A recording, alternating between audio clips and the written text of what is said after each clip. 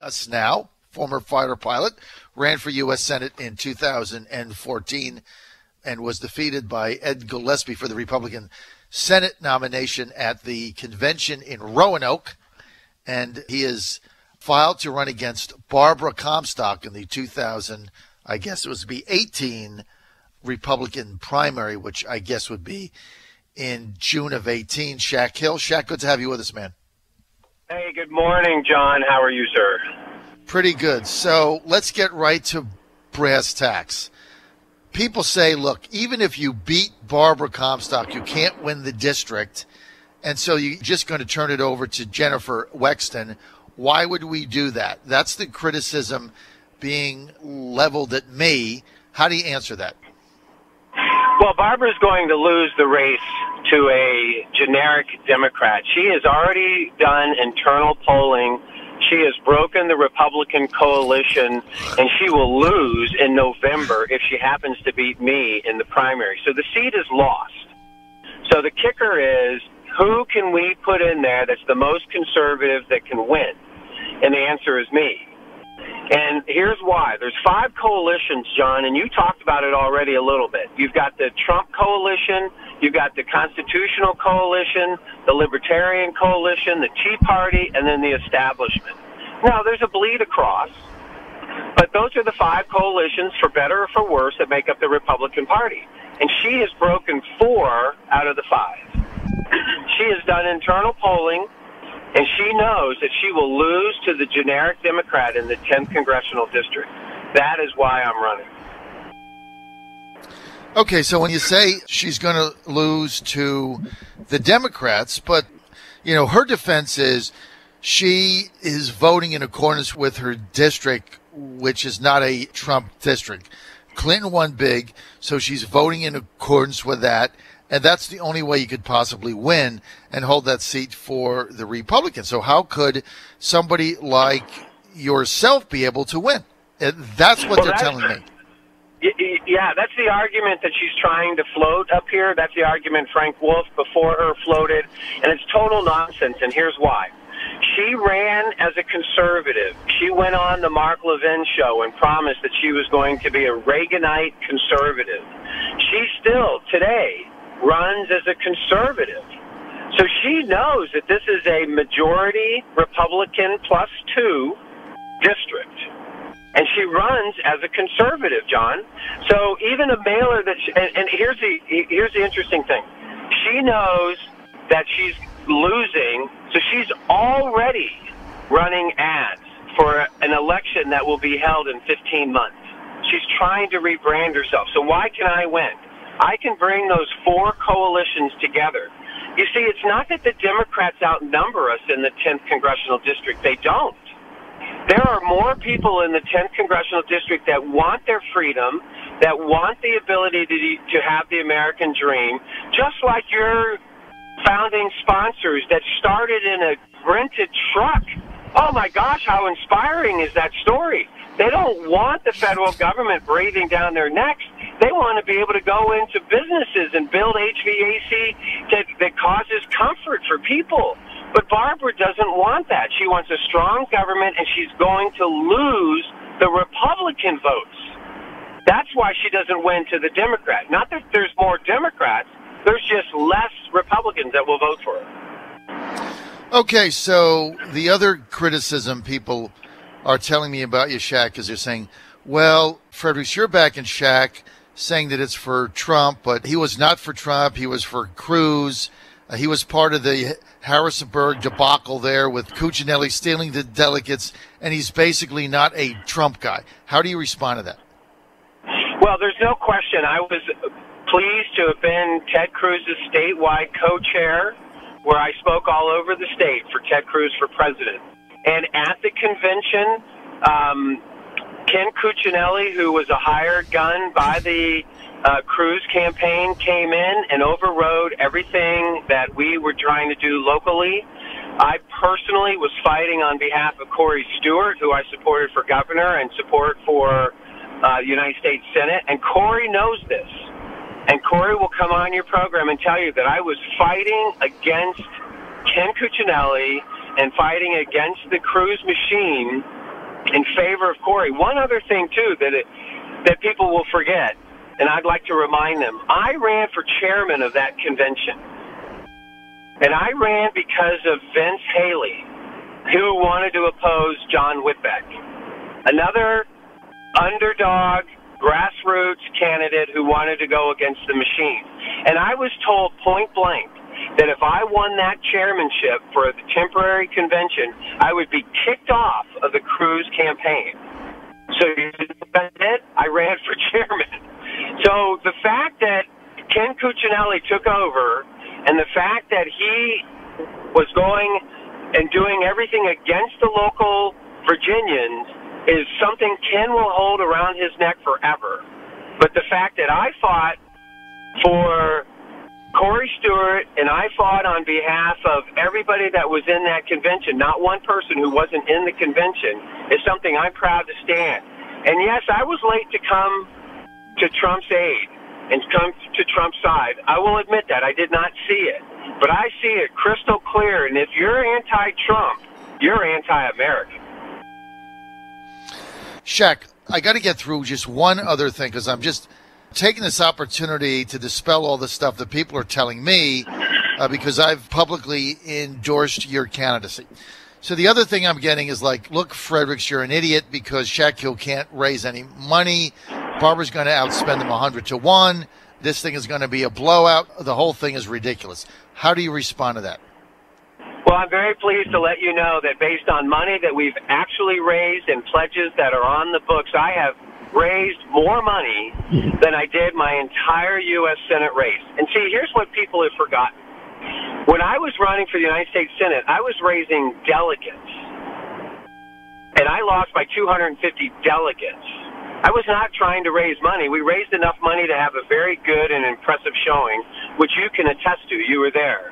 But now I'm not raising delegates. I'm raising money. So we are very pleased to report that we have more money and more pledges than we ever had the entire U.S. Senate race. And people are flipping. And here's what we need to know. There are people, John, who put yard signs in their yard for Barbara. They made phone calls for her. They held fundraisers for her. And of the 6 fundraisers we have on the books coming up, 3 of them held fundraisers for Barbara. And they're not doing that again. So we need to let people know that I'm going to raise enough money to be able to reach into the primary voters' mailboxes.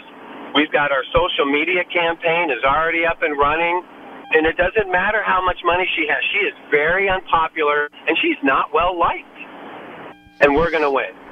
Why doesn't she have any town hall meetings, Shak, and talk to voters? Because she does. That's a very easy answer, and here's the answer. One, she's very embarrassed to stand in front of people and explain her record. I'll give you a brief anecdote. One of the chairmen up here of the magisterial districts in Virginia, in Fairfax, was at a meeting. He overheard 2 establishment women shaking their heads saying, "We cannot defend Barbara's votes any longer." These are establishment women. So these are people that are no longer being represented by Barbara. So she will not have a town hall because she does not want to be Eric Cantor. All right, so and what does that, Shak, I was going to say, what does that mean? She does not want to be booed off of the stage. And last year in the 10th Congressional District convention that we held to get delegates to the national convention, she didn't even convention, John. Shak, I missed that. Why? Because she'd be booed off the stage. So she didn't even attend the convention? She was there the entire time. She didn't speak. So there's so it's not like she wasn't there. She was on some junket somewhere. She was there. She did not even address the audience. So she didn't even speak at her own convention. That's correct. And remember, the last time she won, it was a firehouse primary where I think Bob Marshall was running against her. There were like 5 other candidates. And it was a firehouse primary on a Saturday, where you vote from like 9 to 2 p.m. or something. in only certain areas. I mean, this is a regular primary, right, that you're going to have. This is not a firehouse. Right, unless it's changed, it'll be a regular primary. But don't forget there was a huge dynamic last time. Mark Levin supported her publicly on his radio program. Now, Mark Levin has excoriated her. In fact, the scorecard that he cites the most, Conservative Review, Barbara's at 19%. And to put that in perspective, Maxine Waters is a 23.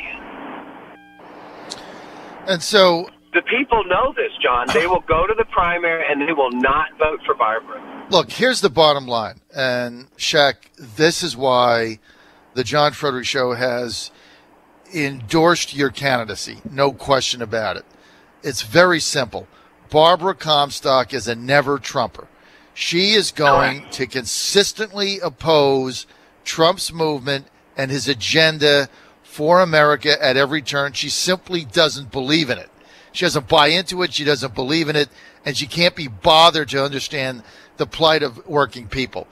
I mean, instead of having a town hall meeting where you can talk to working people in her district, she's flying off to junkets in Rome. I mean, this is exactly what we're fighting against. And so she is the quintessential creature of the swamp.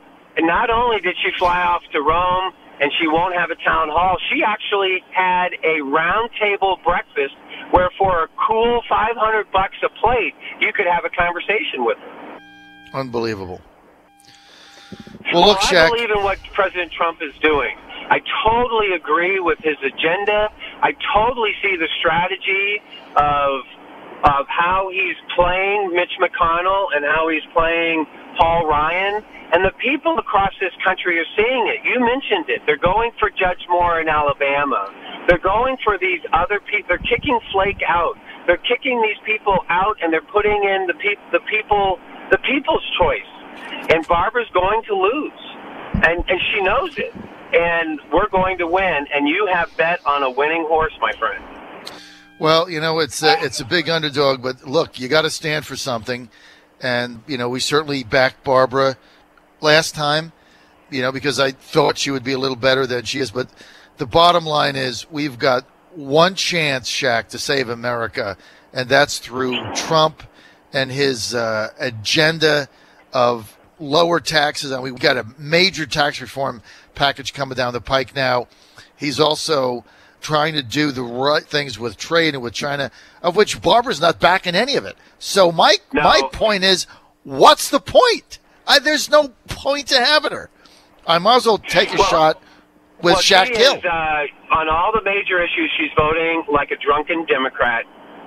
And she'll sit here and she'll lie through her teeth. And I use that word deliberately.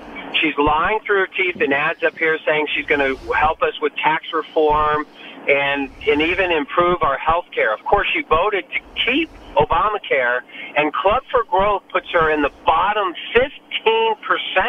That's 15% of all Republicans in the Congress for votes that spur growth, like tax reform. She's in the bottom, John. So I want your listeners to go to shakhill.com and in your honor donate $25.25. That way we can actually figure out who's coming from the John Fredericks Show. $25.25. But she's not going to win. And she will lose this race to a Democrat unless we have a conservative in the race. All right, go to shakhill.com, donate $25.25. You don't have to donate $500 for a bagel and a bowl of Cheerios to talk with Shak. You can just pick up the phone.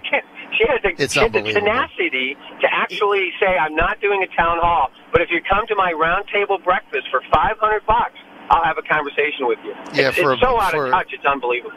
For a bagel and a bowl of Cheerios, it's unbelievable. It is everything that is the matter. It is everything what's the matter with this country, Shak. Right there, you summed it up.